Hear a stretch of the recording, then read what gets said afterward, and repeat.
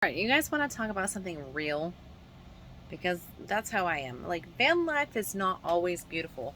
I've been doing this for freaking 2 years. 2 years on the road.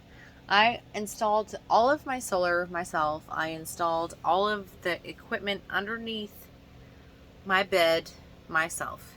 I have gone through 3 sets of batteries, 2 control panels, and two inverters. So I have gone through all of that in the last 2 years. Do you know how much money that is? That's a lot of fucking money. So if I can help you guys on any piece of advice that I can give you, is even if you think that you can do this, which I thought I could, I'm like, I'm an independent fucking bitch. Like, yes, I can do this. Sometimes when you get into dire needs of fucking spending so much money, maybe hire a professional.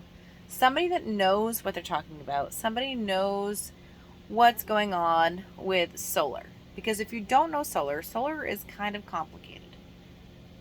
Kind of complicated for sure. So, what I would suggest is try doing it yourself. If it doesn't work within 4 months of itself, maybe hire a professional.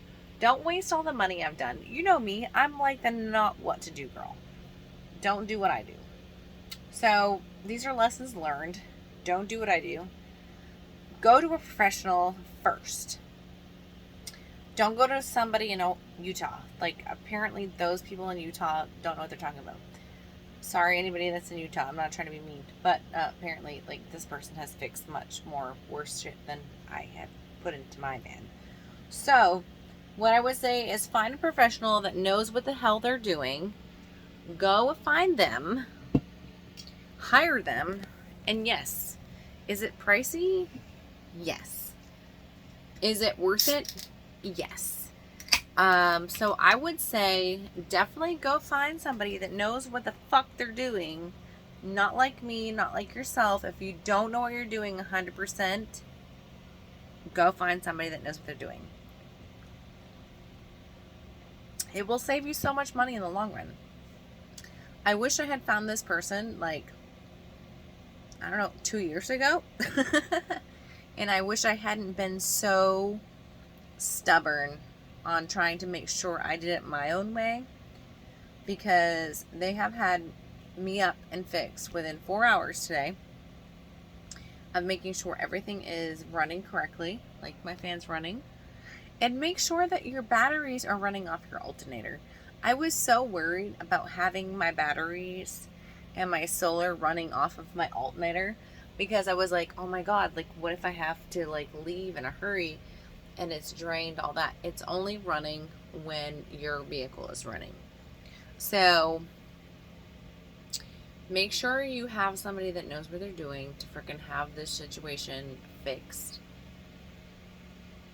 That is my best advice. I know I haven't put out a freaking YouTube in forever, but it's been 2 years since I've been on the road, and that is an advice I can give to you guys. Also, make sure you have a great handy dandy bucket to poop in. I have the best bucket to poop in.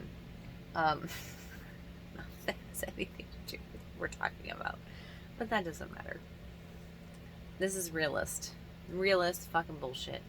And honestly, like, when we're talking about things that, like, you actually need and don't need in a van, don't bother getting that 15-gallon friggin' water tank that's under your bed and you never use 15 gallons of water. Like, I think it's moldy now. Like, the water's probably moldy at this point. Like, I go to the gym, I take showers there. Honestly, like, you probably don't need it. Do the 5-gallon or the 10-gallon underneath your sink. Like, this is just words of wisdom from living in a van for 2 years. Like, save yourself the trouble. Make it as simple as possible. You don't need all that shit. Like, seriously. If you go to the gym every day, take a shower there. Well, you don't even have to go every day. Like, I've gone up to fucking 8 days without taking a shower. So it's not that big of a deal. You'll know when you need to take a shower. You'll start sniffing yourself. You'll be like, yep, it's time. So, seriously, as long as you have the necessities of life, which is food, water, but I mean, like, we don't really drink the water that's out of our friggin' we don't drink the water that's out of our friggin' 15-gallon fucking water tank back there. Like, we all know that that's not okay to drink. Like, don't drink that. And you have a place to dump your poop bucket, you're good. Like, you can sustain yourself for a really long time. So, that is my words of wisdom from being on the road for 2 years. It's okay. You don't have to agree with me. It's fine. But I have lived this life for 2 years now. And I travel all over the country. So, have a professional. The basis of the story is have a professional do your shit when it comes to the solar, because if not, you're going to spend too much fucking money, and that sucks. Don't do that. Don't make a fuck up like I made a fuck up. So, also, Harvest Host is awesome. So is iOverlander. Harvest Host, you spend a little bit of money, but at the end, it's a much safer place to park. Usually, everybody's really, really cool when you do that. So, there's that. But I love you all. This is my post for this month. I know I suck at doing TikTok. Not TikTok, sorry. YouTube's. But I still love you.